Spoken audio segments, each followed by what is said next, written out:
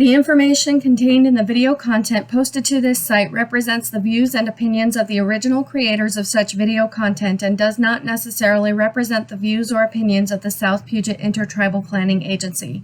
The mere appearance of such video content on this site does not constitute an endorsement by SPIPA or its affiliates of such video content. The video content has been made available for informational and educational purposes only. SPIPA does not make any representation or warranties with respect to the accuracy, applicability, fitness, or completeness of the video content. SPIPA does not warrant the performance, effectiveness, or applicability of any sites listed or linked to in any video content. The video content is not intended to be a substitute for professional advice.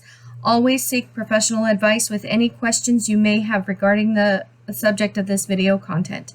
SPIPA hereby disclaims any and all liability to any party for any direct, indirect, implied, punitive, special, incidental, or other consequential damages arising directly or indirectly from any use of the video content, which is provided as is and without warranties.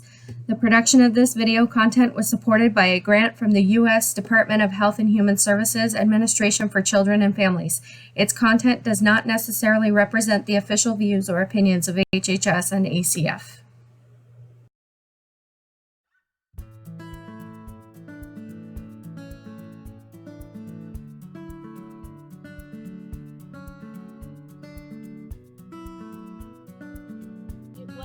Is and was a relatively new area of study, and new meaning like barely starting in the 80s, which is really new for looking at intelligence and brain function. Most things have been studied for some of them for centuries, and for many a good 100 years.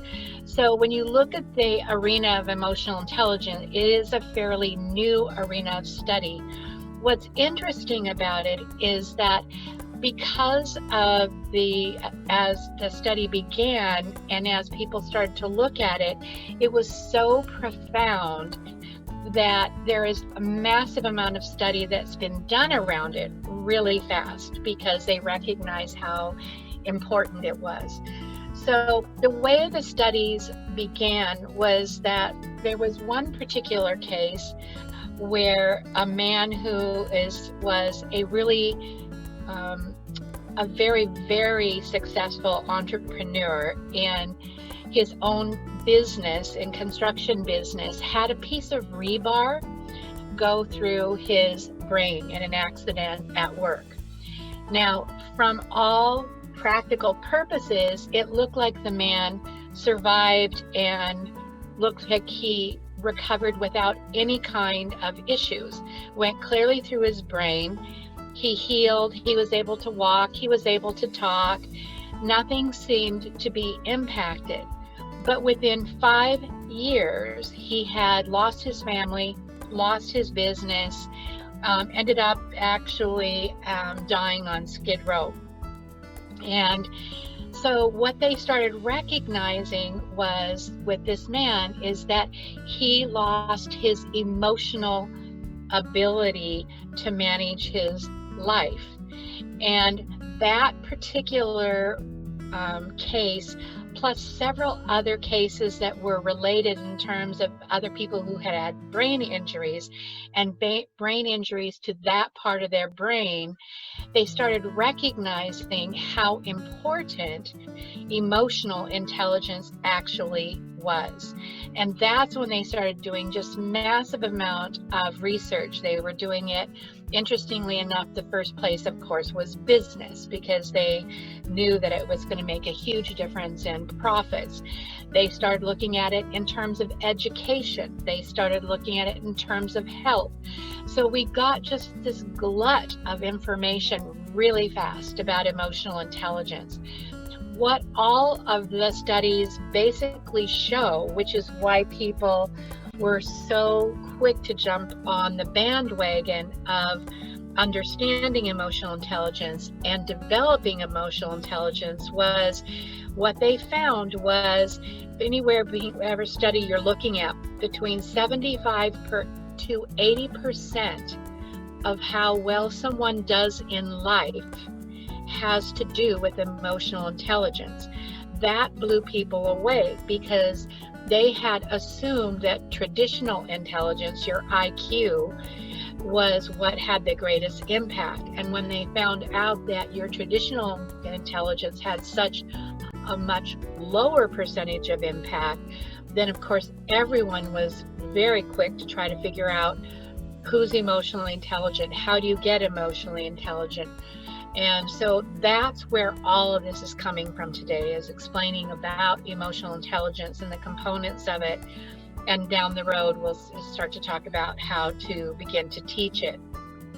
Now, with that said, a couple of other things that we have found through studies is that there is one sociometric group that's pretty consistent universally that is much less capable in emotional intelligence, and that is men. And that is something that they really started to look at, like, is there something really uniquely different about male brains? What they found out was that it is almost entirely related to socialization. And clear up until, and probably to some extent even now, that clear up into the 90s, it was considered to be not only unnecessary, but considered to be sort of superfluous and not very valued to have emotional intelligence. And you were made fun of if you used it. It's like you were supposed to be linear and logical. And as women started going into business, they were discouraged from being emotionally intelligent because it was too feminine, too weak. Because what was obvious was that women were so naturally more intelligent in terms of emotional intelligence. As we learned more, then all of that has switched. Now we recognize how important it is that we have that.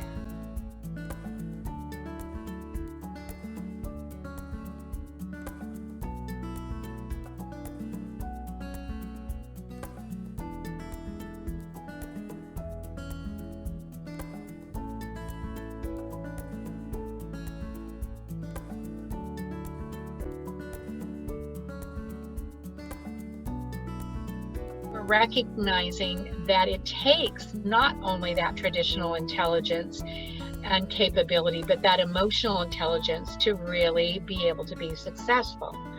So what I can tell you is that it's very teachable. The thing about emotional intelligence is that there are people in terms of emotional intelligence who are naturally more emotionally intelligent than other people, just like there are people who are naturally find it easier to learn mathematics. Some people find it easier to read or to do literary arts. Some people are naturally more artistic. There are some people where emotional intelligence comes to them more naturally. So as parents and as people, some of you are going to have to work harder in terms of teaching emotional intelligence to some of your children than others will, just simply because there are some of them that are naturally more adept. However, what we do know is of any kind of intelligence, emotional intelligence seems to be incredibly teachable. And what I would say personally about that is that I go into classrooms and have been teaching emotional intelligence in a classroom setting to kids for several years. And I start at kindergarten and go up through 5th grade and then in middle school. And what I see in terms of my own subjectivity is that I do not see that the boys learn emotional intelligence any slower than the girls. So I don't see that there's a gender issue in reality. I do think it's more of socialization than it is any kind of brain difference. So it is incredibly teachable, which is really exciting. Now, with that also being said, before we start this, because it can seem so overwhelming when we first start talking about emotional intelligence and the complexity of it, that oftentimes in class, parents will say to me, I don't think I have emotional intelligence, or I don't think my emotional intelligence is very high. So I'm really fearful that I'm not going to be able to do this with my kids. What I want you super clear about is you can be doing your teaching with your kids and learning to become more emotionally intelligent yourself at the same time. They can come hand in hand. You don't have to be emotionally intelligent to teach emotional intelligence. And so I don't want people overwhelmed by it and fearful of it. I also want people to really understand it's a process. So as we talk about it today, I don't expect people to have this capability when they're 5 or when they're 10. It's like you don't expect them to be completely capable of their highest level of reading when they're 5 years old. You don't expect them to read like a senior. It's like you don't expect emotional intelligence to completely be developed until they also get more life experience and more practice. So this is a process, just like any other kind of learning.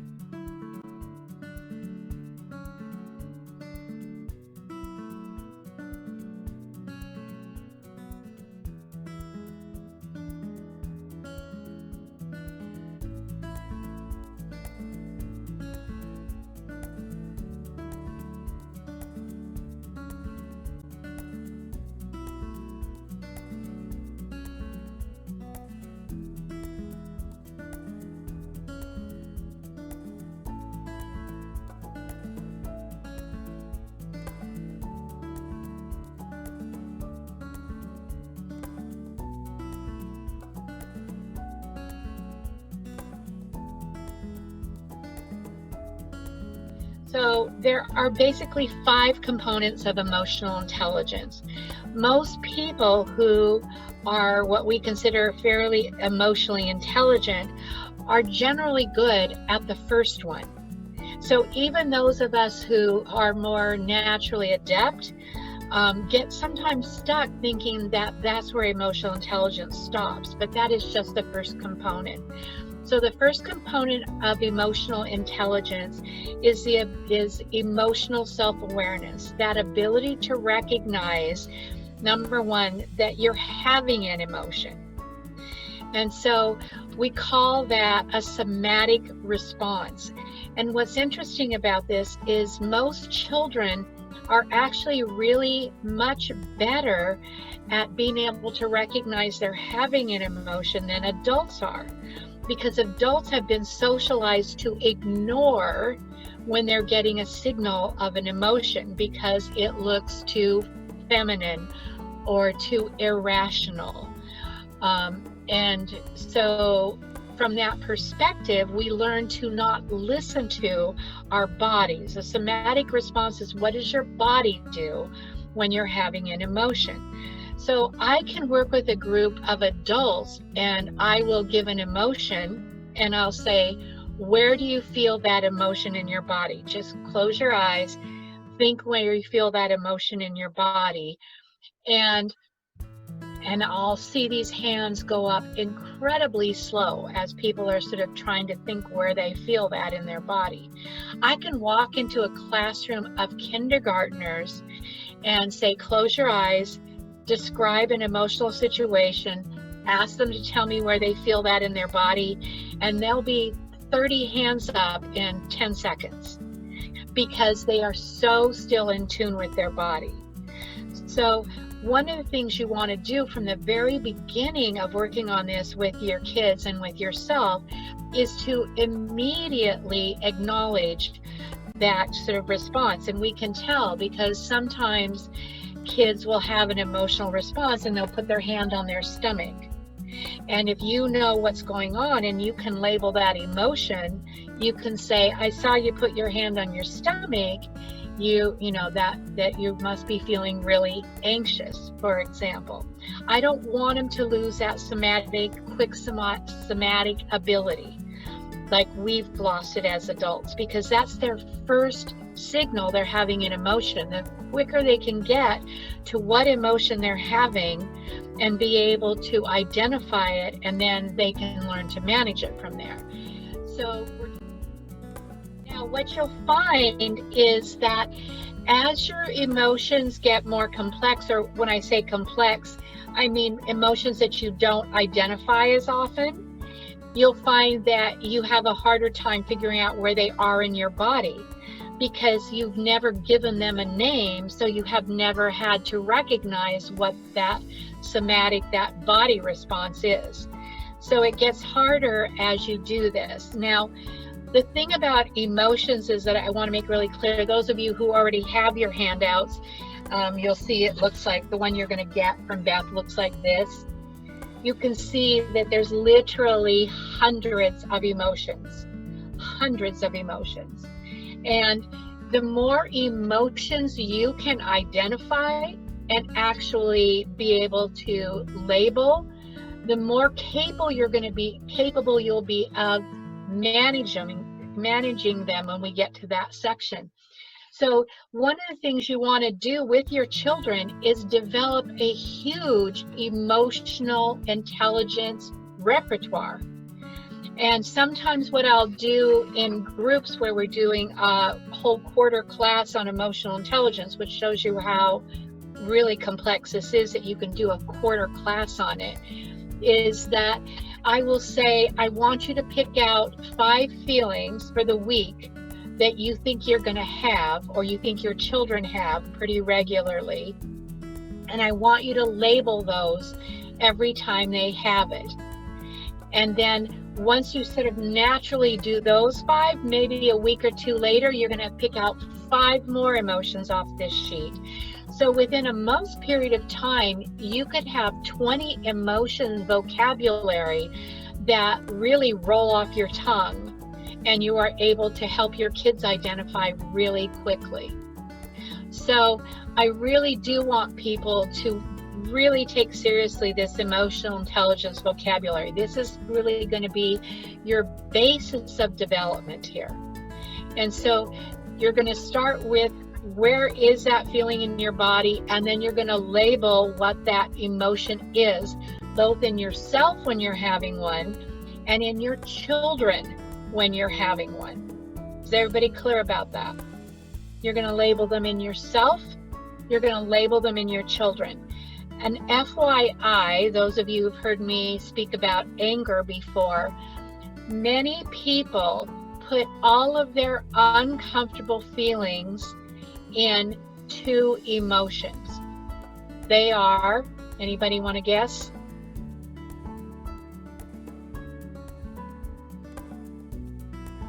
Happy and sad? You got, no, well, happy is the good emotions. So you got what, that's true. It's sad and anger.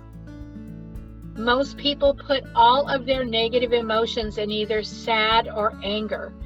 And when you do that, you can see how that's going to limit your capability of managing yours or anyone else's emotion. That is so limiting.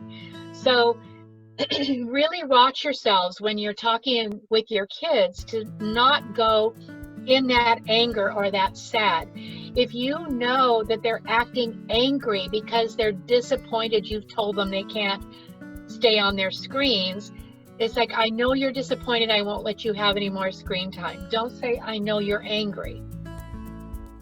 Learn to go underneath and get what we call the primary emotion. And the reason we don't get those primary emotions, and the reason you may be learning these along with your kids, is because we didn't get them labeled. If everybody, as you were growing up, was told every piece of furniture was a chair, you wouldn't have names for tables, or for lamps, or for mirrors, or for anything else.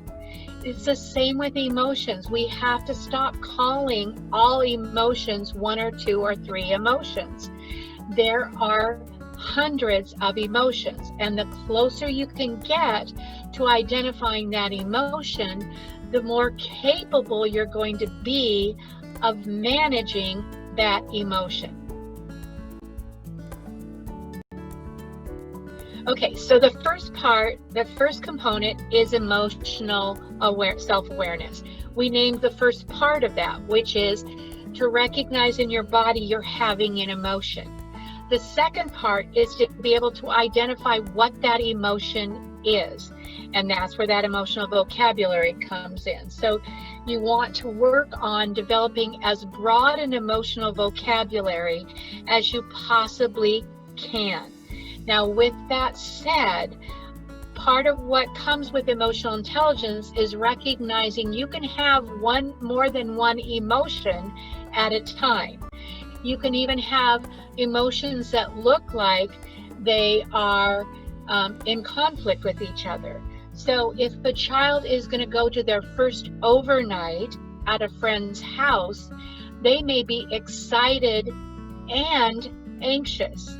You can have multiple emotions in play at one time. And people who are conscious of being able to understand they have multiple emotions happening at one time are then more capable of managing that situation because they're recognizing that they actually have more than one emotion to manage in those situations. So you're going to recognize you're having an emotion. You're going to recognize what that emotion is. You're going to understand that you may have multiple emotions happening at one time. Another big one is that you have to be open to all emotions. Many of you as adults have been taught to basically deny certain emotions, push down certain emotions. So, for example, oftentimes women have been socialized to ignore their anger because it's not been socially acceptable for women to be angry women. And so they won't recognize when they're angry, which is a huge issue because anger is what we call a signal that you're having other emotions. Well, if you can't recognize anger, that means you don't get to recognize a multitude of emotions you might be having, which then leads to you what we call, when people talk about depression, literally depression means depressing emotion. And most often, women who are not able to be emotionally intelligent, or children or anyone else, will become depressed because they are just pushing down multitudes of emotions that they can neither express, and if you can't express them or recognize them, you can't manage them. So you have to be able to recognize you're having one, recognize what you're having, accept that it's okay to have uncomfortable emotions. Any emotion is acceptable to have. There's no such thing as a good emotion or a bad emotion. They're just emotions. And so you want to be sure that all of that is clear. And then that is your first component of emotional intelligence. Is everybody clear about that? All of that is just one component of emotional intelligence. So if you could even get that far, you're probably going to be more emotionally intelligent, and your kids will be, than the majority of people. Okay, so questions about that first component? I was just wondering about people who are bipolar. Yes. What are you thinking? Well, sometimes they're not in control of their emotions, or Right. maybe their mental health. So how do they control that? I mean, is there a way to work with Well, them? so that's why, so what you're seeing is how emotional intelligence interface, Layla,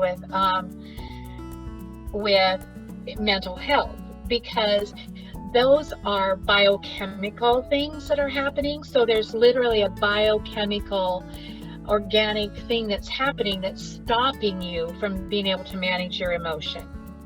It's not that they didn't learn to manage them, or that they might not have been able to learn, but there was some kind of chemical imbalance that got in the way of that actually happening. Does that make sense?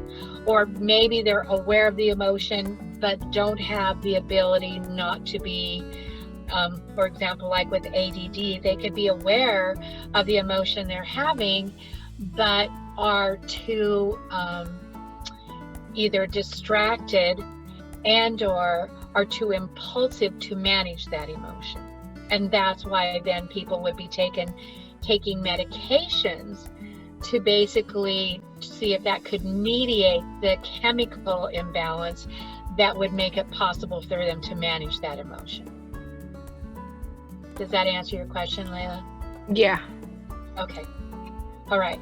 So anyone else about identifying that you're having an emotion or being able to label you're having and what emotion you're having? Okay.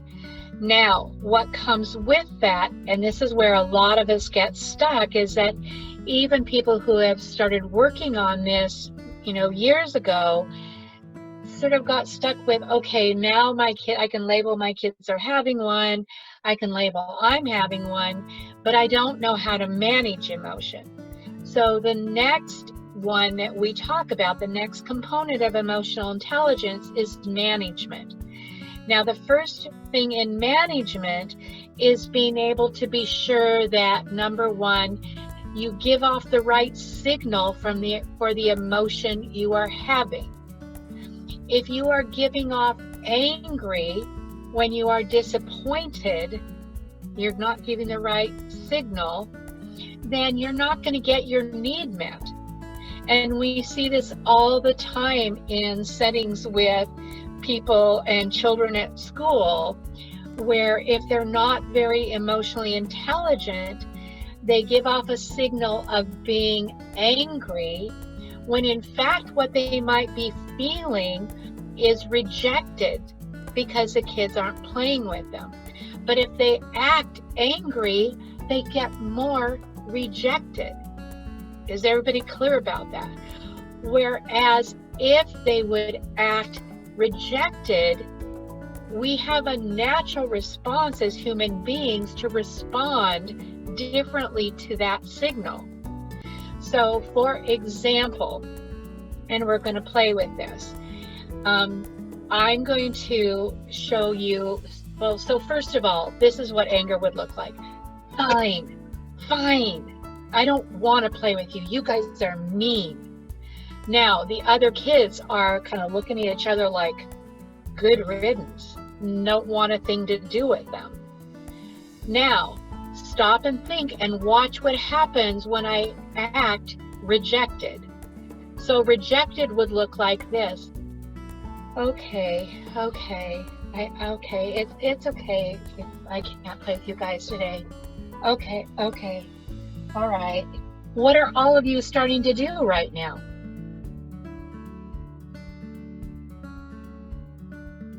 Anyone?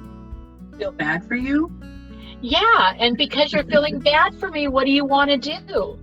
Play with you. Yes, you start to play with me. And even if you don't want to, you might say, well, it's okay, but we'll play with you next recess, okay? I mean, you treat them differently. You respond differently. When people give the wrong signal for the emotion they're having, they don't get their needs met. So it's not only important to know you're having an emotion, but you have to know what that emotion looks like. And so when you guys weren't here when Beth was talking about the handouts, one of the things we do in person that we aren't going to be able to do as well, but I'm going to play with this a little bit virtually to see if we can get it across, is that I spend a lot of time with kids doing what we call emotional pantomiming. Because one of the things that's going to make them more successful in terms of emotional intelligence and learning to get along with people is to be able to both give the right signal for the emotion they're having, as well as read what somebody's signal is, so that someone can say, oh, I see what that person's doing with their body. They're feeling embarrassed. I now know how to treat that person because I can see they're embarrassed. But if all they see is anger, nobody wants to deal with anger. Everybody just wants to get away from anger. So we have to get good at both giving the right signal that we're having emotionally and reading signals. Some people are really good at reading signals naturally. Some of your kids are clueless about reading signals. Some of you as adults are clueless about reading signals.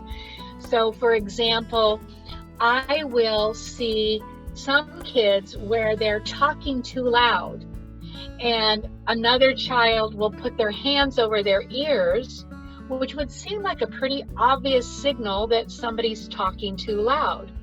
But some kids absolutely miss that signal and pull their hands down. Like, put your hands down. Why are you putting your hands up? That never occurred to them that the signal they were getting was you're too loud. Or I will see adults and children who will get in someone's personal space, and we all have different personal space, which I'll talk about later. We all have our own natural personal space, and the signal for getting into somebody's personal space is either to put your hand up and or to move back if you can, because you're trying to get back to your comfort zone of space. People who don't read that signal just keep moving forward towards you. Or if you put your hand up, they pull your hand down if you're a child, because they're not reading that signal means you're moving into my personal space. And so we spend a lot of time talking about, are you reading cues? Are you giving the right cues? So I'm going to play with this just a little bit right now, just the same way. I want someone to volunteer to show me. You can use your body, but you can't use words. Most of you don't have much body to show, so it's just mostly your face, but you can use as much as your body that you can use online. I want you to show me what, this is going to be hard because people have to read it, but we'll just do it this way. Ordinarily, what I would do is I would whisper in Julie's ear, for example, Julie, act disappointed. And then I would make the rest of you guess what she was feeling. Is everybody clear about that? Because that way Julie is having to practice what that signal looks like. The rest of you are having to practice how to read it. But I'm just going to ask you to give me what your face or body would look like if you were disappointed, Julie. I think everybody's face has been disappointed for 3 months now. Yeah, exactly. What does it look like? It feels heavy, this one. Yeah, heavy. Did you see what she did with her body? You guys, you couldn't see a lot of her body.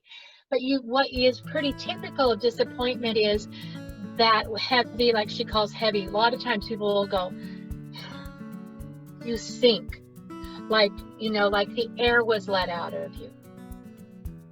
But some kids, when they're disappointed, will be like, no, why can't I do that? That doesn't look like disappointment, you guys. Disappointment is sinking. And so you have to be able to do that. Okay, so somebody volunteered to do another one. Anybody? I will. Okay. When I look disappointed, I kind of like... That's disappointed. I'm going to give you another one. Hang on. Okay. Okay. Do overwhelmed.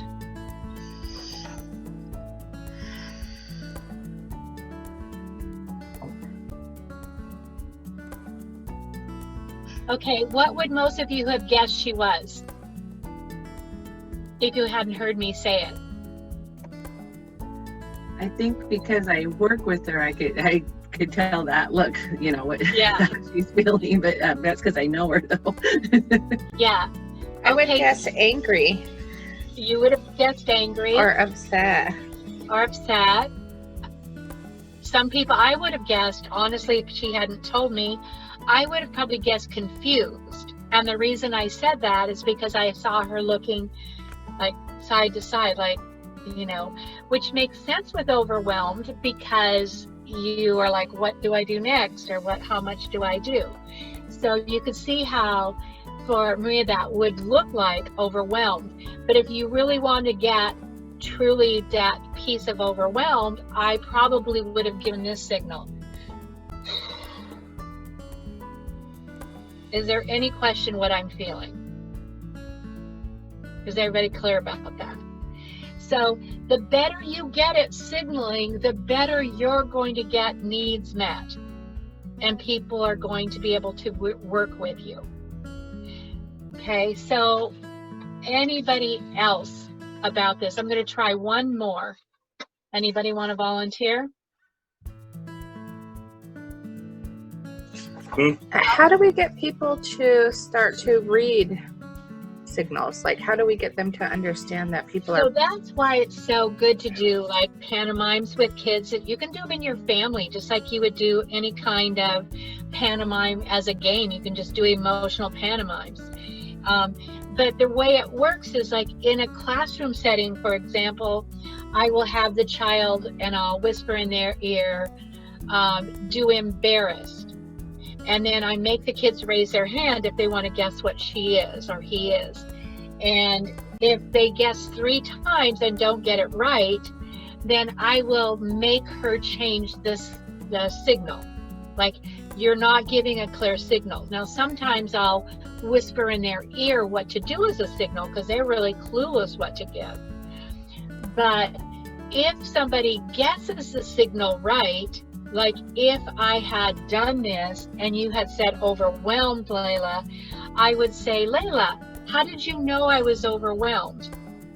Now, kids who don't read signals are like listening, like, how did Layla know she was overwhelmed? And they're going to hear her say, well, you put your hands on your head and you sighed. And then the next time they see somebody put their hands on their head and sigh, they're like, oh, that's overwhelmed. Is everybody clear about that? So it's great to do emotional intelligence in group settings. Families are ideal for learning emotional intelligence.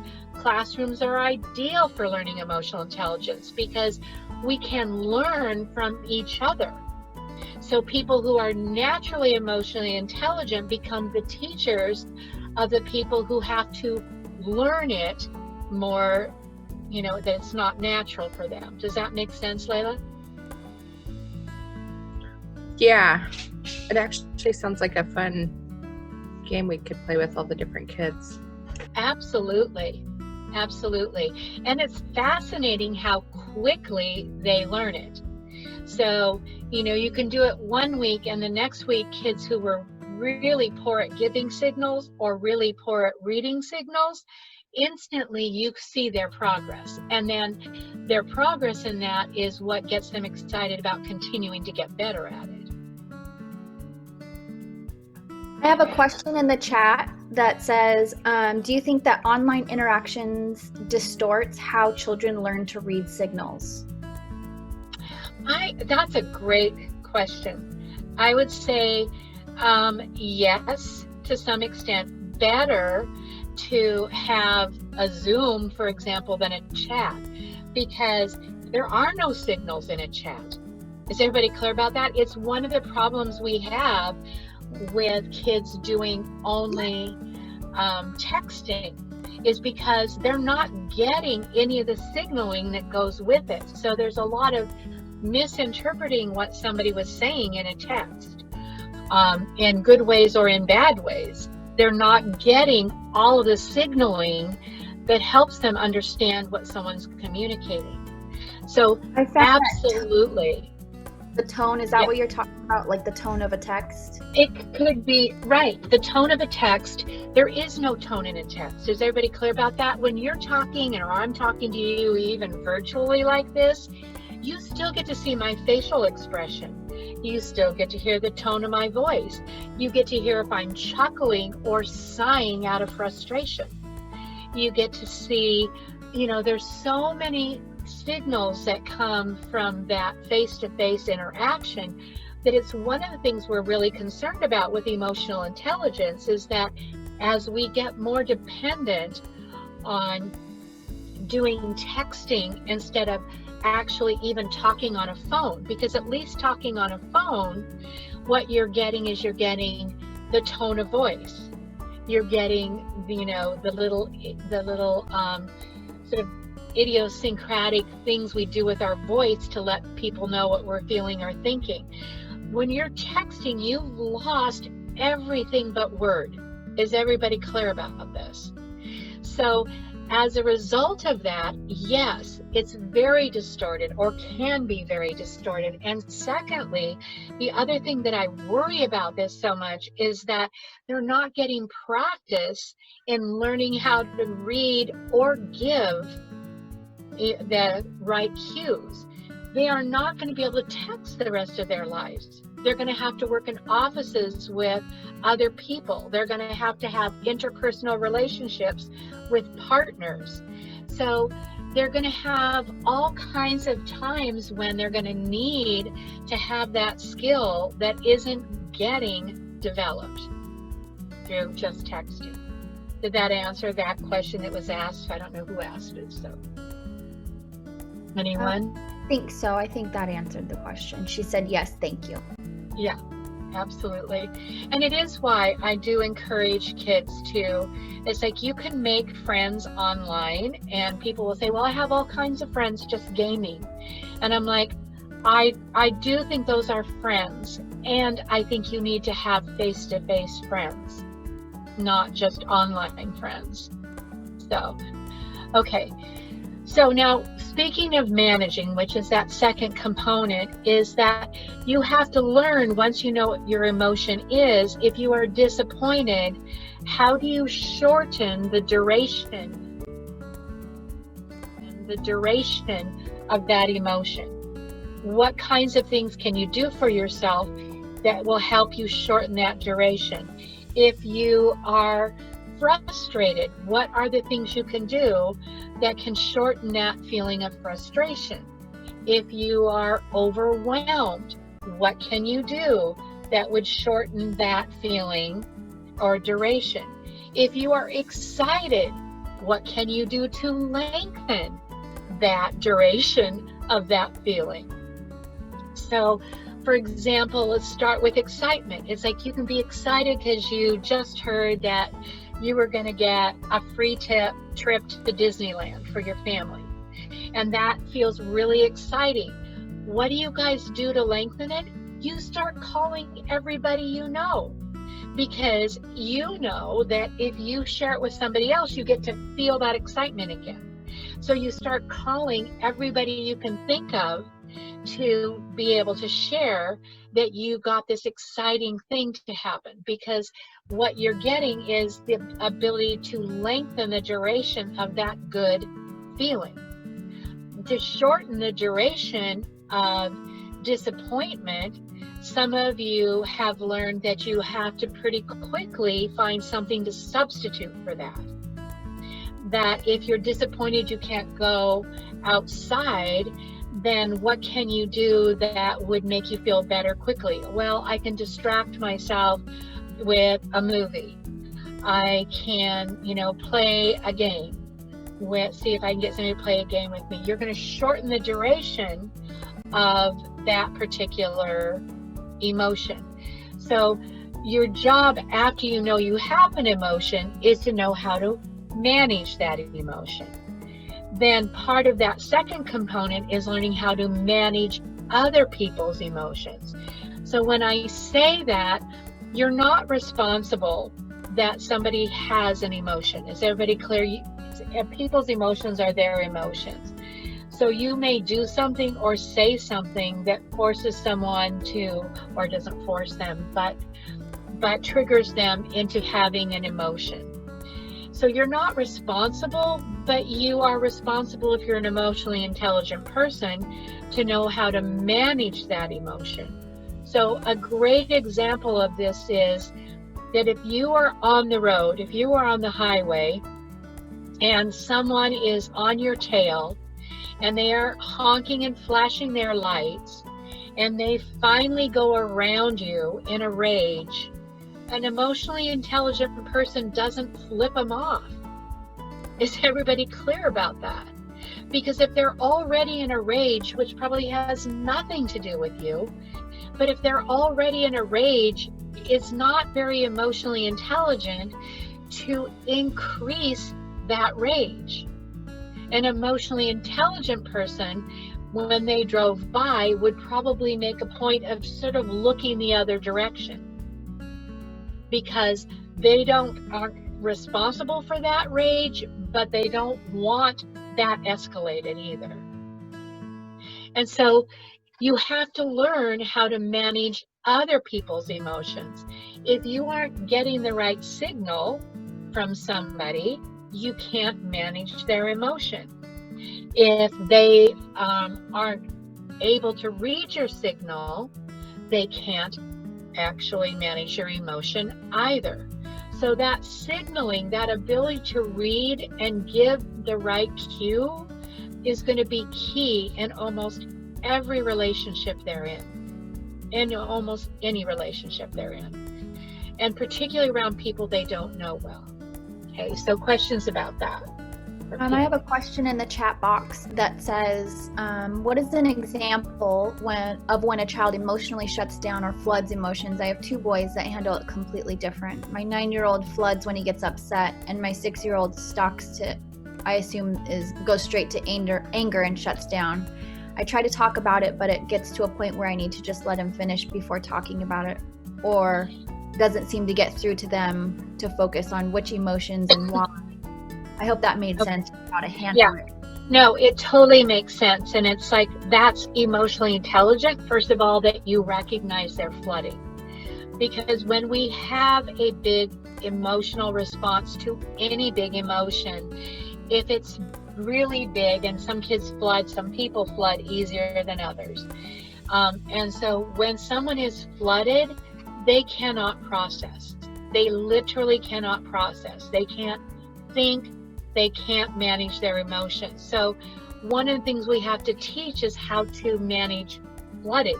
That's an emotionally intelligent behavior, is to recognize that you're flooded, and that if you are flooded, you have to be able to get back to that place of being centered again before you can either process or talk to someone about what you need or feel, or if you're the person on the receiving end, before you can get through and teach them. So the very first thing they have to learn to do is centering, and we're going to talk about that as one of the skills of emotional intelligence. And that's why some of you will say to your kids, and hopefully ideally not in an angry way, go to your room, because I don't want kids punished because they're having a big emotion. I want them to learn that sometimes by getting out of a space and going someplace where it's quiet and you're not looking at other people's faces and their facial expressions and their body language, which just escalates your flooding, that if you can get away and take a time out, a cool down, then you can get back to center again, be able to identify what you're feeling, and come back out and talk about that. Now, if you're a parent who's managing that, the very first thing you're going to do if you see them flooding is help them get centered again. And if you try to talk through it, like, what's going on? Just tell me what you're thinking. If you'll just tell me what's going on, that's just going to flood them more. And whatever it takes to get them centered so that they can then begin to communicate is your goal. And so some people will say, well, I send them to their room. And for some kids, if you can do it without being punitive, because that message is, if you have the big emotion, something's wrong, which makes you start to not recognize that emotions are okay. You start depressing them again. But if you can say, cool down, just take a little cool down, and, we'll come back. Some of your kids, you've got to go cool down with them. They can't go cool down because they're so emotional, they need sort of that help to get centered, cooling down. And I'll say, you know, put them on your lap and hold them for a minute and get them cooled down or centered. And people will say, well, I don't want to reinforce their anger by holding them. And I'm like, you're not reinforcing anything, because anger isn't even an emotion. Anger is just a signal you're having an emotion. And so if you want to get to that emotion, help them get back to where they're centered again, so they can, I hear you, identify that emotion for them and learn what that emotion is and how to manage it. So FYI, just a reminder, it takes 20 to 30 minutes to unflood. So this isn't a quick 2 minutes and then we can talk. If you do it before they're really unflooded, it could take you 20, 30 minutes. It might be something that you manage and talk to them about hours later. Okay, did that answer for whoever that question was for? Yes, and I think what I misspoke, and she said that her 6-year-old stays to anger when you're trying to get him back into centering would be, I think, where she was talking about where she struggles. Yeah, and that's why, you know, learning how to center is such a huge emotionally intelligent behavior and management.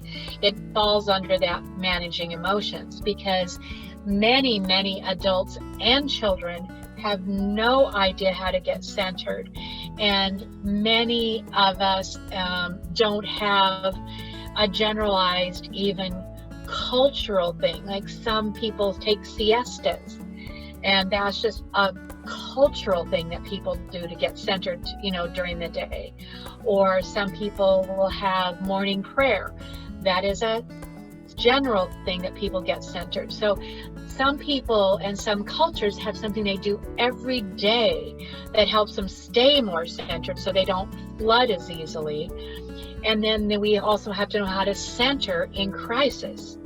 And so we could spend an hour literally just talking about how do you center, because we all have to have a repertoire of ways that we get back to that place of well-being. Some of us are physical centers, and we have to do something like take a run, go shoot baskets, whatever it might be. We're physical centers. Some of you who have kids who are physical centers rock. They'll rock in a rocking chair to get centered because they have to have movement. Some of you are tactile centers, and you twist your hair to get centered, or you play with your hair, or you might play with your clothing to get centered because you're tactile centers. Some of you are oral centers, and you go out and smoke a cigarette. That would be an oral center. Some of you go in and have something to eat as a way of getting centered. You're oral centers. Those of you who have kids who suck their thumb, they're oral centers. If you bite your fingernails, you are an oral center. So when you say to a child who's biting their fingernails, get your hands out of your mouth and stop biting your fingernails, you just took away one of the things that helps them center. Is everybody clear about that? So your job is, one, to help your kids recognize what kind of a center are they, have as many kinds of things in their repertoire for centering as you can possibly develop, and then talk about that as a centering activity. So when your kids are upset, you might say, go get your teddy bear and hold it. Some of you, I have said to my kids when they were younger, I've said, you know, suck your finger. If they're really upset, I'll say, suck your fingers. That's because I know that centers them. As they get older, I'll tell them what's more important than sucking your fingers. You can't do that when you're 12. But I want them to understand that we need centering activities. We all have centering activities, and if we don't use them, we flood, and we flood more often, and we flood easily. So that's centering, and it's learning to start with recognizing what centers you, and then how to use centering. And again, we could talk about this for an hour. So, okay, anyone else about that? Okay, so second component, managing your emotions and managing other people's emotions. And you can see how complex this is and why this is a lifelong learning, just like any other kind of intelligence, because we could spend hours and hours just talking about managing emotions. When you have over 100 emotions that you deal with all the time, you also have to have 100 different ways of managing those emotions. So you are going to get more and more and more and more capable the more you are able to recognize an emotion and add that management to your toolbox, so to speak. Okay. Number 3, the third component is that this is the one that people were so surprised about. Decision making is really, really an emotional, intelligent behavior. And so what we realized as we started doing research was that people could not successfully make decisions without using the emotional part of their brain. That's why that man I was talking about, who was the entrepreneur, that he lost his business, his family, etc., was because he couldn't make decisions anymore. He couldn't manage emotions. He couldn't make decisions anymore because he didn't have that emotional part of his brain. So we realized at that point that you do need your emotional brain to make decisions, which was really mind-boggling for all these men who were in positions of power, if it was in health, if it was in education, if it was in politics, if it was in business, because for years and years and years, women have been put down for having intuition. Intuition is that emotional somatic response to recognizing an emotion and valuing acting on it. And suddenly, all of this time that's been so dismissed and actually disdained, I would go so far as to say it's disdained, suddenly from the research now, everybody's saying like, holy moly, that's something we all need. Everybody's got to develop this emotional intelligence and get really good at it if we're going to make good decisions.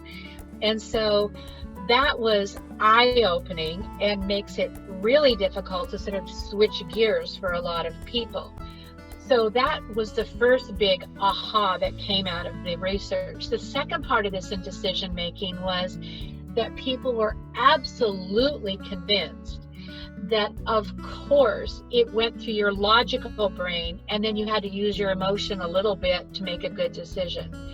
What we realized from research is it was just the opposite, that information goes into your emotional brain first and then into your linear logical part of your brain. So not only was emotional important, but it was your most important thing to read right off the bat was your emotional response. Now we have to shift gears and we have to stop asking kids and ourselves to explain why we're having a feeling.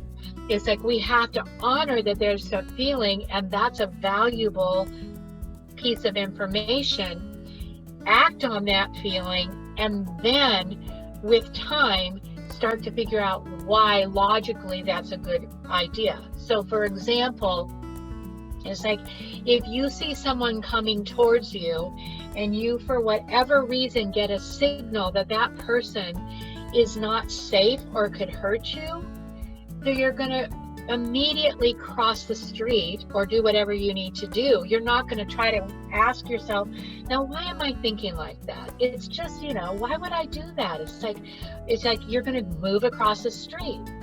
Later you can say to yourself, okay, now what logic do I need to make about that? And it's like, I may have seen that they were not walking normally. I may have seen that they were looking aggressively at me. But what we know, for example, is that 90% of women who have been raped have said, I actually had a signal, but I didn't act on it because I didn't think it would be nice. Is everybody clear about this? And we start training our kids to start ignoring those signals from a really young age. So for example, it's like you may have a child who's at the grocery store and they see this person behind them and they say to you, I don't like that man.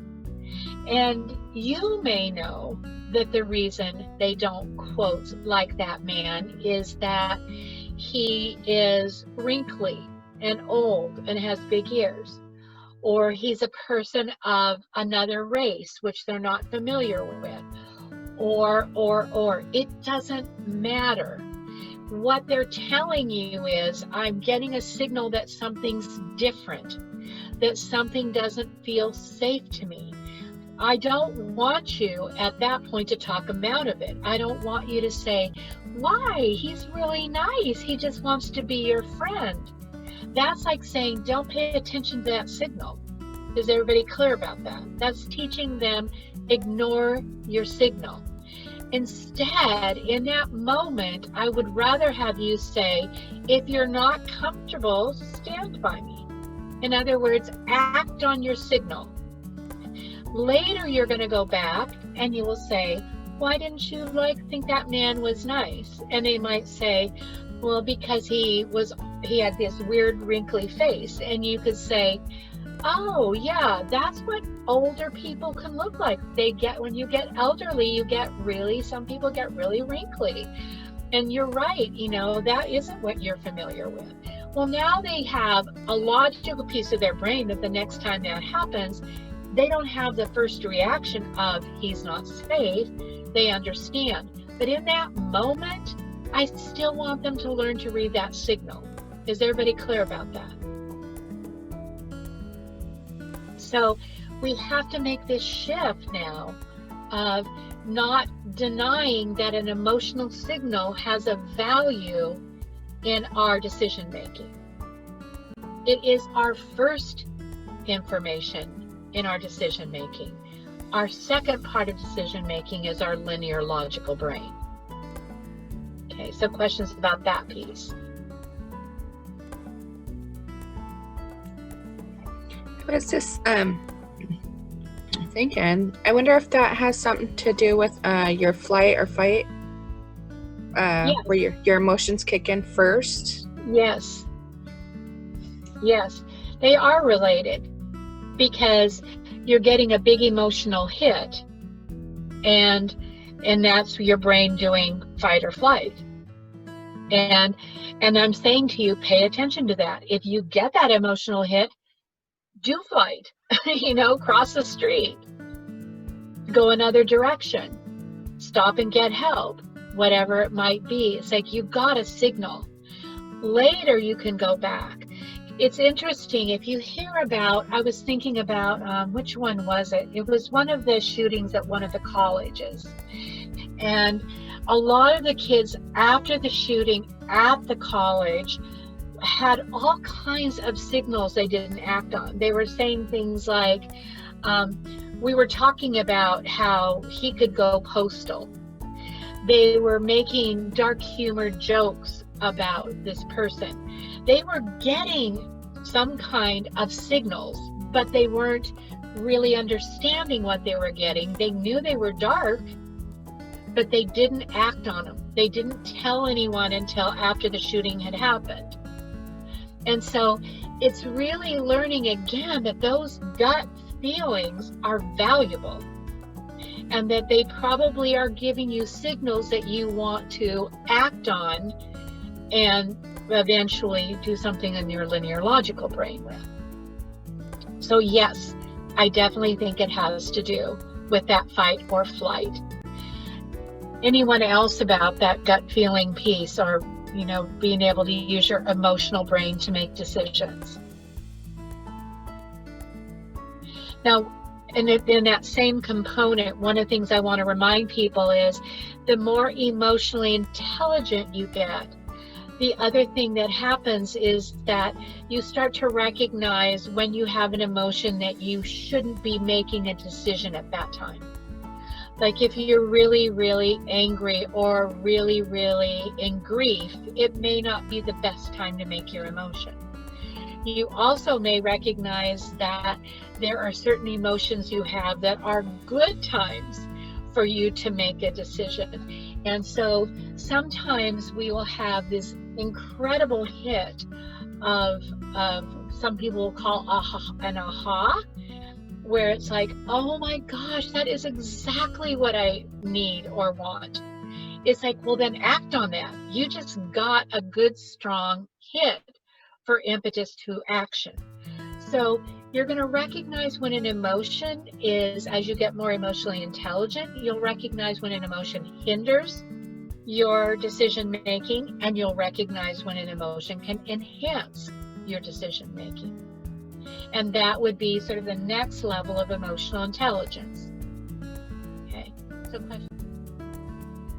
The fourth one is interesting to me because we talk a lot about this with children, and that is empathy.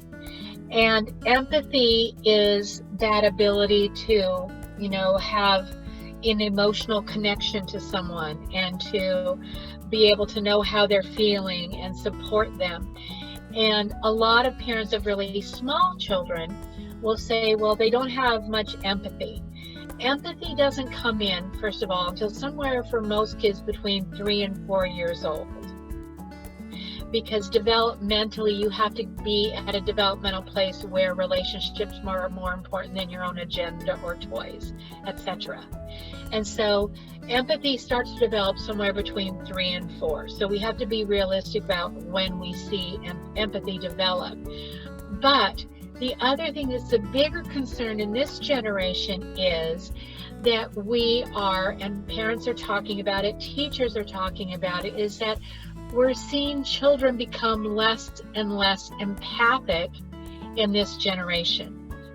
And so I want to describe what empathy is first, and then I'll bring that back around and say why we need to be careful about helping our kids develop this. So empathy is, first of all, you have to recognize an emotion in someone. That's that ability to read a signal. Is everybody clear about that? So if somebody doesn't recognize embarrassment, they're not going to be empathically appropriate to that person. So they have to recognize the signal that somebody's embarrassed. Then they have to bring it back into themselves and remember what embarrassment felt like in themselves, their somatic response. Then you have to think about what it is that would have made you feel better when you were managing your own embarrassment. And then remind yourself, it's not your embarrassment, it's their embarrassment, but this is what might make them feel better because I remember what that felt like. So it's a very complex, emotionally intelligent behavior. You have to recognize it in someone, bring it back in yourself, remember how it felt and what you needed, but remember it's not your feeling, it's theirs, and then go back to that person. That is incredibly sophisticated, emotionally intelligent behavior. That is not something that's going to happen in a month or a day or a year. That's something that's going to happen and develop over a lifetime. Now, with that said, some people are naturally more empathic just simply because they read signals faster, they read their own somatic response faster, etc. So some people have a more natural response empathically than other people do, but it's still learnable. And the more emotionally aware you are, self-aware, the more you can be empathic. Now, as this generation, one of the problems we've had is we've been very child-focused in our parenting. So we've been really sensitive about how our kids having a feeling and then wanting them not to have bad feelings. So we'll do anything to keep them from feeling disappointed or feeling rejected or feeling bored or any of those other emotions that are uncomfortable. We don't want them to have them, so we do everything we can to keep them from not having them. If they don't have that feeling, they can't develop empathy. Is everybody clear about this? If your child has never experienced rejection, they are never going to be empathic towards someone who's getting rejected. If they've never been embarrassed, they're not going to have empathy for somebody who's embarrassed. So by protecting our children or overprotecting our children emotionally, we're basically undermining or disabling their empathy. So the more life experience your children have, the more empathic they will be. So it's that really having to think to yourself, my children aren't fragile. They can have an uncomfortable emotion. They can learn to manage that uncomfortable emotion, and it will make them better, more empathic human beings in the long run. Okay, so questions about empathy.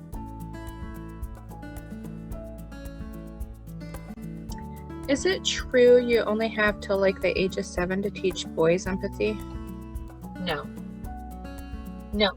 I really strongly believe, I mean, there's a lot of this, like, if you don't learn this by age 4, if you don't do this by age 7, it's like, I see people in their 60s, 80s continuing to develop.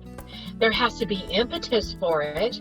It's easier, don't get me wrong, it's way easier to learn emotional intelligence at 7 than it is at 27 and at 47 and at 87, but it's learnable. Is everybody clear about this?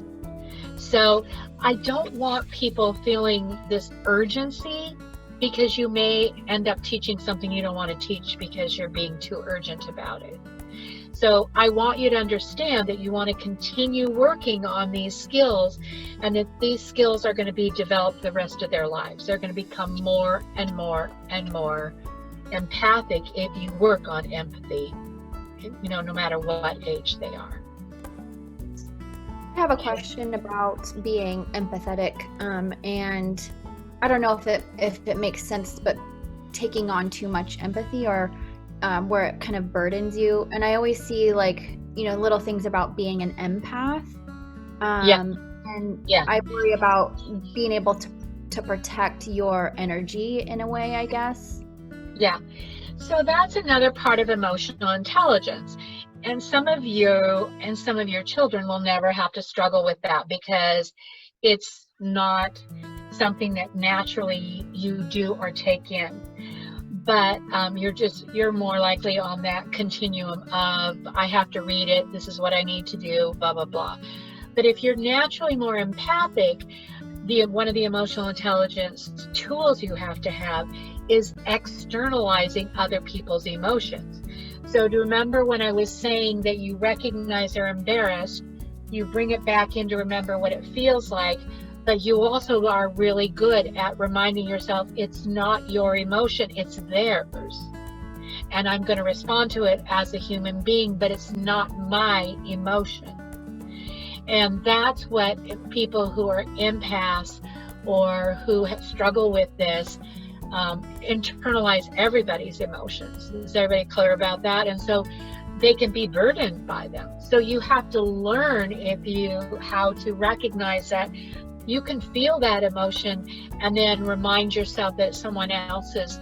When I was in counseling school, and when I first started doing my internships, I would get done at the end of a day, and many days I would just be a mess. I would be so teary. It's just like I just took in everybody's pain. And it took me, a long time, months, years probably. But sometimes people will say to me now, it's like, how do you do a day of counseling where you see 8 people and not just be destroyed? And because I have learned what's my emotion and what's their emotion, and I can respond to them better knowing it's not my emotion. because I can be more available to them if I'm not destroyed myself. Does that make sense? So it's a skill, and it's an important skill of emotional intelligence. And probably if you were to talk about empathy, it would be one more step I would probably add to, being emotionally intelligent under empathy. There's a question in the chat, and it says, when is it too late to learn empathy before narcissistic traits set in? I'm an empath and I learn to observe and not absorb. So that's a harder question because there's still a lot we don't know about narcissism. We don't know how much of that is environmental. We don't know how much of that is biochemical still. We're still doing a lot of research on that. So I don't know that I could answer that simply. I don't know. I could say to you that it is very hard for narcissists to be empathic. Very difficult for narcissists to be empathic. But people who are narcissists and are committed to development do a lot of personal work on at least a semblance of empathy. And so similar to sometimes those of you who are or have kids on the autism spectrum, for example, I can still say you can make them very, you can still develop empathy, you can still develop emotional intelligence. It's just that you're going to have to really be more specific, like really coach what you're seeing. Did you see that they stepped back when you were standing too close? Because they won't see that. So I'll point it out to them. Do you know that when someone puts their hands on their ears, they're telling you that's too loud? So there has to be more sort of descriptive coaching for some people, but even people who would not be what we would call organically empathic can still become emotionally intelligent to function in society really successfully. Okay, so what about more with the autism? Like, how do we get them to recognize signals? Just by what I was saying, that you're going to literally, they do really well in like pantomiming stuff because they're watching it. They take things in. They're very observant. And then you're going to literally describe exactly what and how they are supposed to act in certain situations and how other people are giving signals. You're just going to be very much more descriptive with them about how they learn their emotional intelligence. But it's very learnable. So let's talk about the last level of emotional intelligence. And it's not like they're just like this. It's sometimes they are like this in some ways, but they obviously keep interacting with each other. So they sort of keep spiraling up and up and up in terms of emotional intelligence. So the last the last component of emotional intelligence is the art of relationship. And this is where basically someone's good at guiding an interaction, or that they are good at inspiring people, or that they are good at making people comfortable in uncomfortable situations, or they're particularly good at influencing people. And so this is a very, very emotionally intelligent person who has that capacity. And some people can call it charisma or whatever else, the other labels, I can't think of other labels that go with it. The thing I want people really clear about is, as you're working on emotional intelligence for yourself or with your children, is that you have to work on moral intelligence at the same time. Because if you have a really, really capable emotionally intelligent person without moral intelligence, they're dangerous.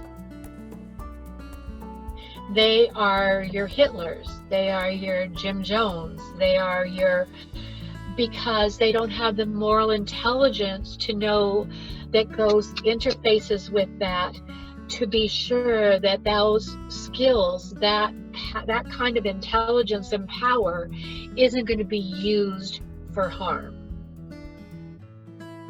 So when we work on moral or on emotional intelligence, we also talk about moral intelligence and really work on trying to develop moral intelligence.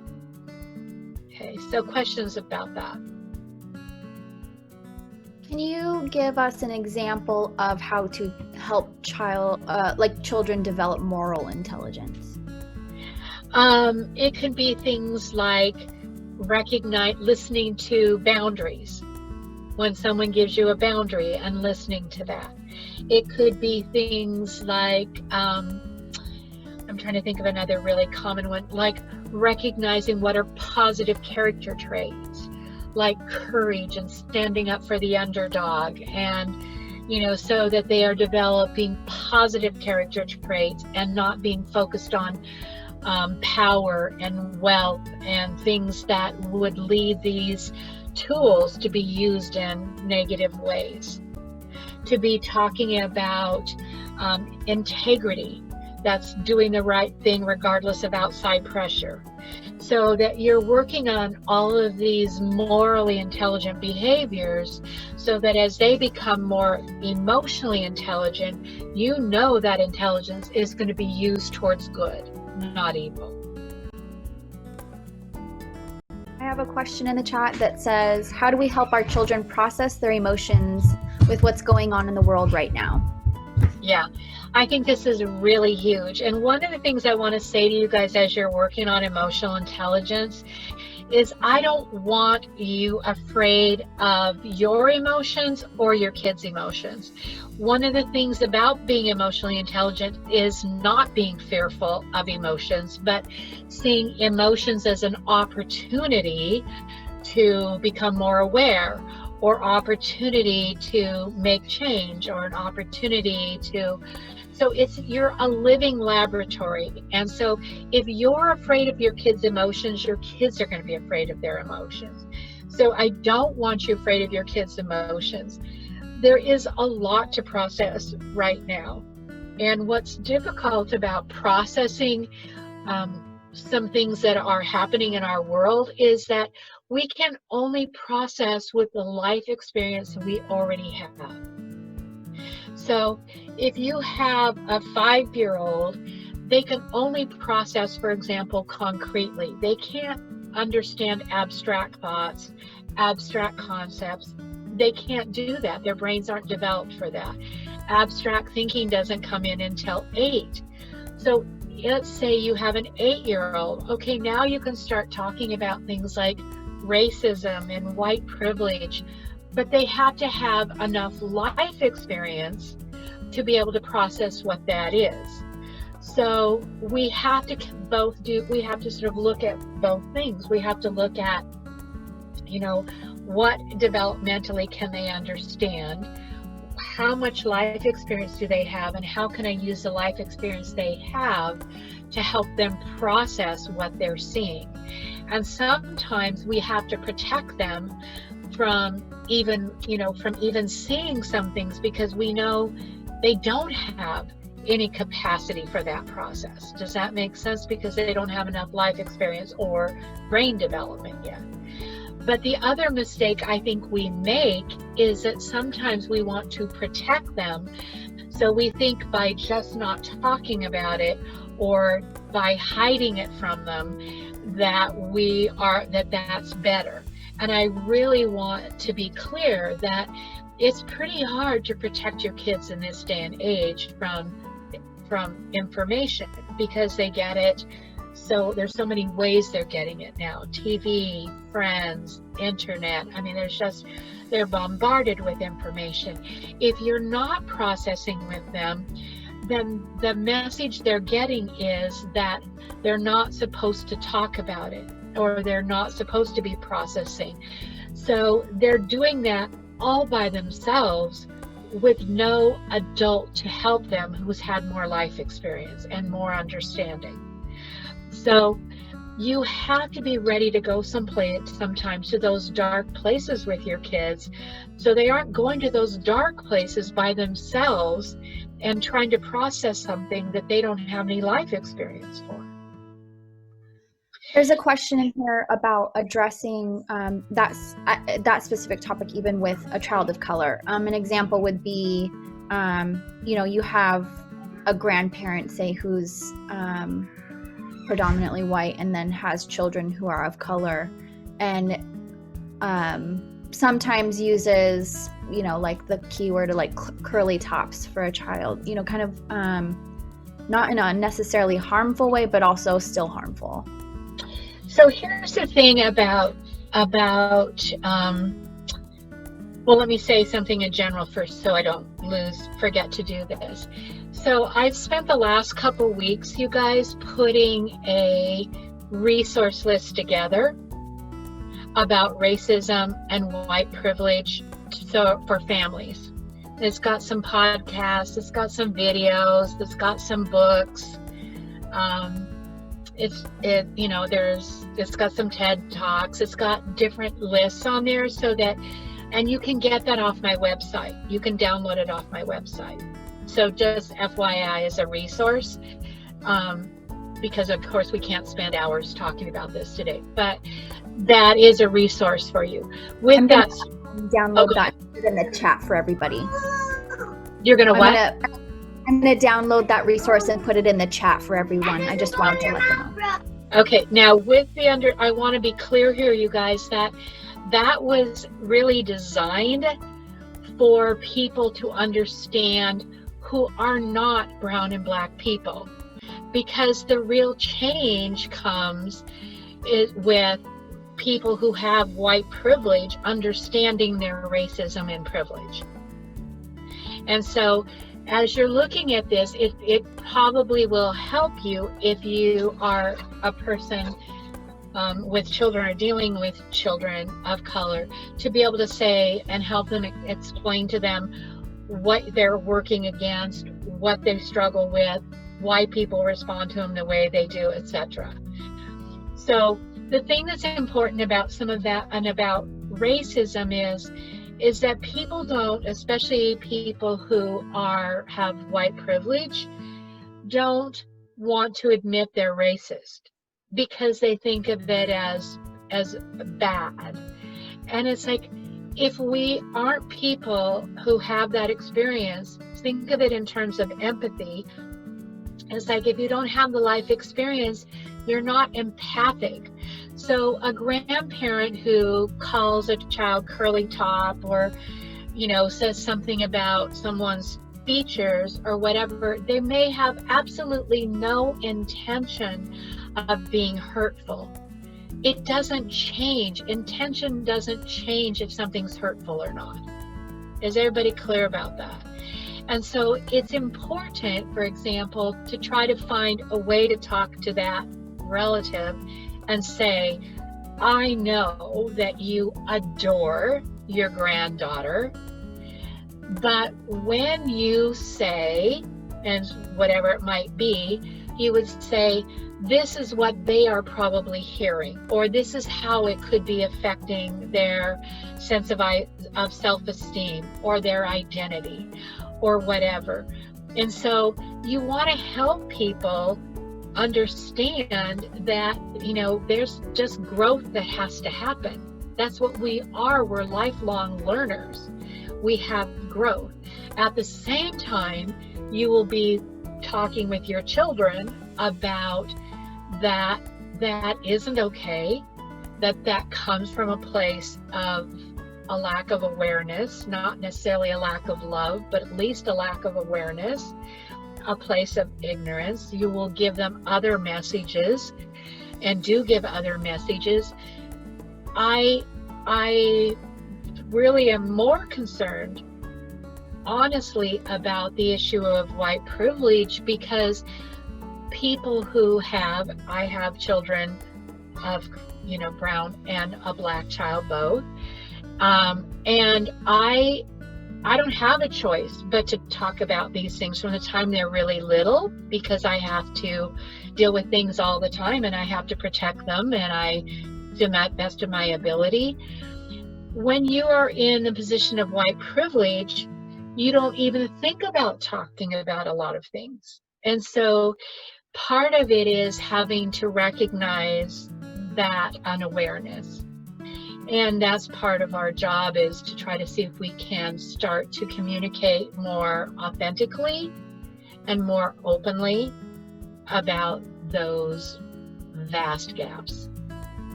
And we can talk all day about this. I know that there's been a lot of people who I've seen in my own personal examples, and I've also heard from some of my families that they're dealing with a lot of people who have white privilege, but not recognizing that. And it's really frustrating. Most of us when you're don't. trying to.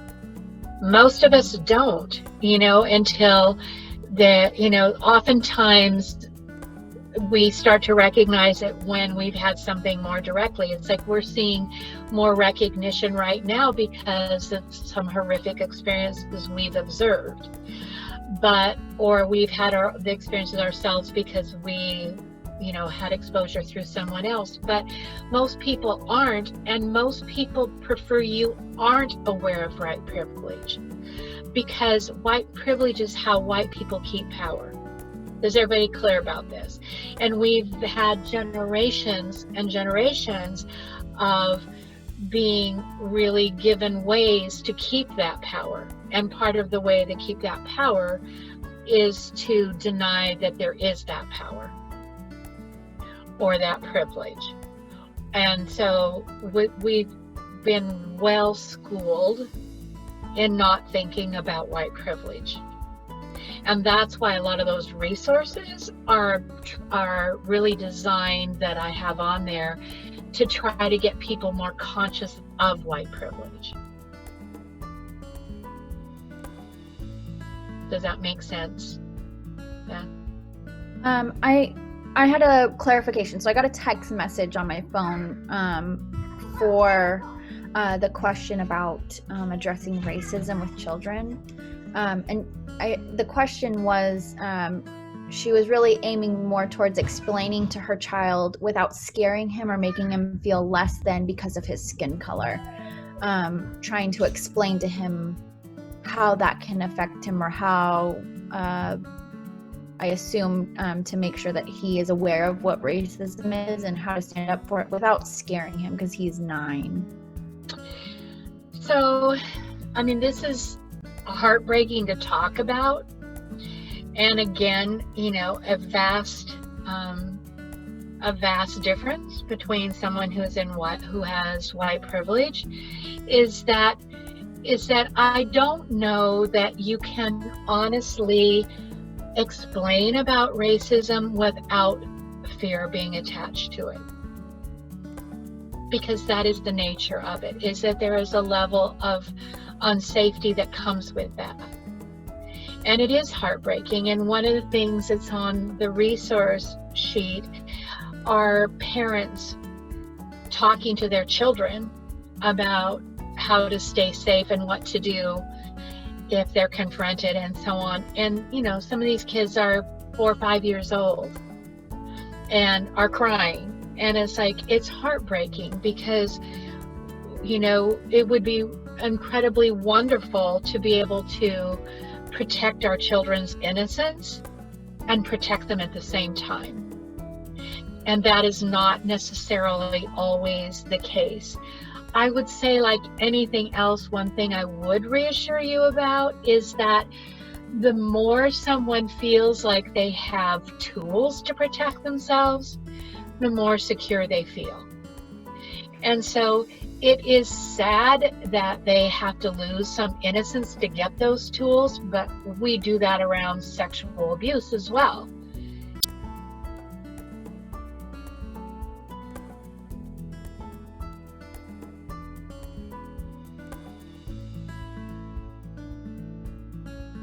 What I did was, you had your 5 different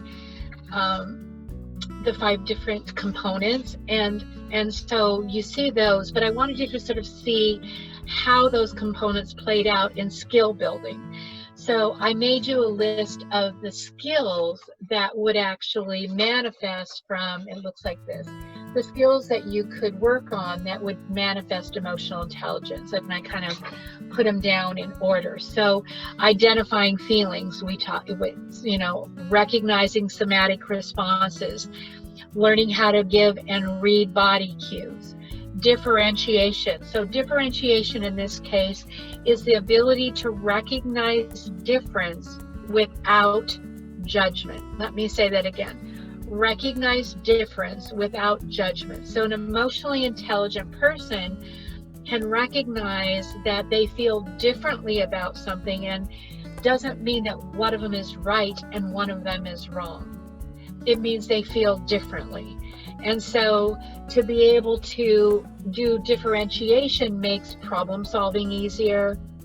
I'll have kindergartners, for example, after we work on differentiation, I'll have kindergartners come into me the next week and say, yeah, we were playing Foursquare and Joe got mad at me because I said the ball was on the line and he said it was over the line.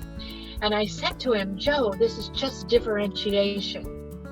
And that's amazing to me that a 5-year-old can do that, have that skill, and how that could change someone's lives to be able to do differentiation. So for example, I'll play with the kids and I'll have like a tray of things, and I'll hold up, like I'll just show you guys like this. I'll do this, and I'll just hold it like this a second, I'll put it down. And then I'll say, you know, Julie, what did you see? And you might say, I saw glasses. And then I'll say, you know, Layla, what did you see? And you'll say, I saw a knitting needle. And I'll say, what did you see, Beth? And you'll say, I saw a pencil. And I'll show them, and I'm like, well, you saw a pencil and she saw a knitting needle. You know, nobody was right, nobody was wrong. Why do you think you saw a pencil? Why do you think you saw a knitting needle? Well, because my mom knits all the time. Right. Why did you see a pencil? Because my mom works in an office and it looked like one of her pencils. It's like we see, we react, we do by how and what we're exposed to. And so we're going to see things differently. We're going to recognize things differently. We're going to, and nobody's right and nobody's wrong. And so I start to play with them around differentiation. The next one is respect. Respect is an emotionally intelligent behavior. Respectful behavior is an emotionally intelligent behavior. Empathy is an emotionally intelligent behavior. Compassion is that ability to take empathy a step further.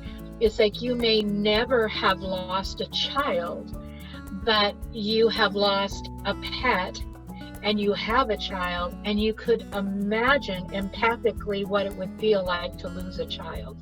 That's compassion. So compassion is an emotionally intelligent behavior. We talked about centering today, and being able to center is an emotionally intelligent behavior. Conflict resolution, recognizing how to resolve conflict, is an emotionally intelligent behavior. Managing anger is an emotionally intelligent behavior. Knowing how to confront someone is an emotionally intelligent behavior. Knowing how to reframe something to make it solvable is an emotionally intelligent behavior. Decision making is an emotionally intelligent behavior. Knowing how to present, how to use your voice, your body language, your facial expressions in a way that would serve the outcome you're looking for is an emotionally intelligent behavior. We can all speak, for example, about all kinds of things, but if you don't have the right presentation, it's not useful. So presentation. Stress management is a huge emotionally intelligent behavior. And then the last one is communication. And if you know how to communicate, which takes emotional intelligence, but is also an emotionally intelligent behavior. So if you can kind of see this as a little map of, I want to start with having my kids be able to recognize their feelings in themselves and others, and then I can move down here to differentiation and respect and empathy, and then I can start building on that and get down to conflict and confronting, and then I can get down further and get to communication. It's like, this is a map of moving towards a more and more emotionally intelligent person. Okay, so that's what your little concepts are that you'll be getting. Okay, so questions about that piece. That's a lot of information today, you guys, that you got. So you probably are overwhelmed, but I'm glad that we did it.